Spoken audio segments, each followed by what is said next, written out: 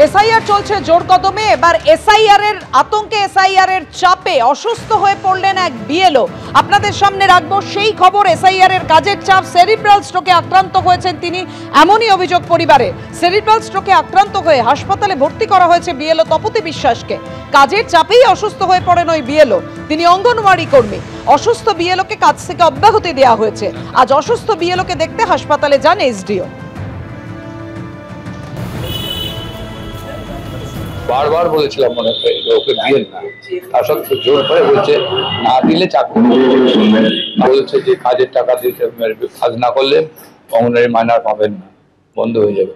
ওই ভয়তে এরা আতঙ্কে এইসব করে যাচ্ছে। কত বছর বয়স ওনার? 60। তা অনেকবার বলেছি যে ওরা অসুস্থ, প্রেসক্রিপশনও দেখিয়েছি ওখানে সুপারভাইজারকে। তখন বলার পরে বলছি যে করতেই হবে, এগুলো আমাদের উপরে চাপ, না করলে অ্যারেস্ট হয়ে যাবে, নাহলে আপনার চাকরি চলে যাবে, পয়সা পাবে না। এইভাবে ভয় দেখিয়ে তখন বাধ্য হয়ে তখন করছে।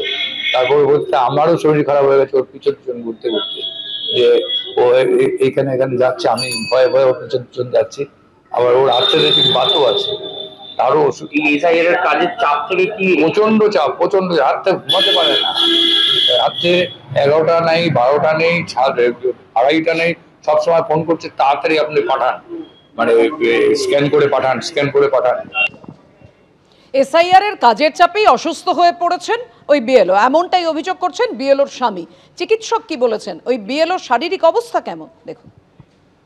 ওনার ট্রিটিং ফিজিশিয়ান এখন কনসিয়াস আছেন, আর যেটা ওনার প্রভিশনাল ডায়াগনোসিস এখন যেটা প্রাথমিকভাবে আমরা বুঝতে পারলাম, ওনার সুগার আর ব্লাড প্রেশার কন্ট্রোলে ছিল না। High blood sugar, high blood pressure থাকার জন্য এবং কোনো ধারাবাহিক নিয়মিত চিকিৎসা ওনার চলছিল না, হচ্ছিল না, সেই জন্যে সেরিব্রাল স্ট্রোক হয়েছে, যেটা ইনফার্ক্ট আমরা বলি। সিটি স্ক্যান প্রাথমিকভাবে দেখে সেটাই বোঝা যাচ্ছে।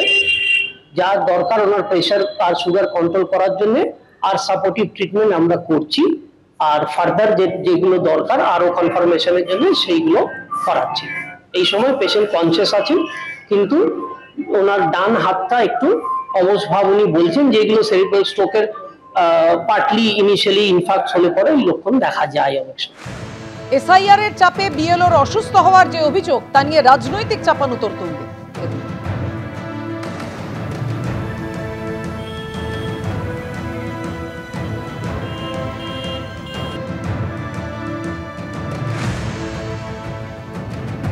আমরা দেখতে পাচ্ছি যে মানবিকতার বোধটুকু নেই। একটা ইলেকশন কমিশনের কাজ করতে গিয়ে দেখুন সকালবেলা অসুস্থ হয়ে ভর্তি হয়েছে, তার সুপারভাইজারকে খবর দিয়েছে, একবার দেখা করে সে চলে গেছে।